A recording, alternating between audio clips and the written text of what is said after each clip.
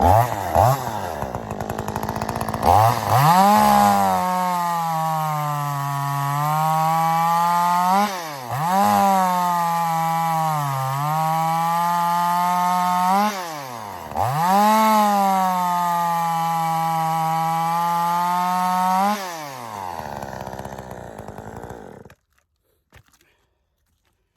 race chain is for 325 pitch 050.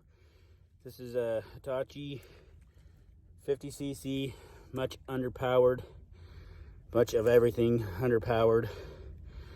We're going to send this off to Jeremy Hare over at Rocky Mountain Chainsaws and have him put it on one of his piped Husqvarna 550s and see how well it goes and see what changes we need to make. I know it's not very much, but like I said, this Husqvarna is very, very underpowered. It's never had a lick of issues. It's bounced out of the back of a flatbed on the freeway. It just now got a leak in the primer bulb right there in the, well, purge bulb, not so much a primer. 20-inch bar, nothing fancy. We'll try to get in there and have you look at the chain. If we can get it to focus.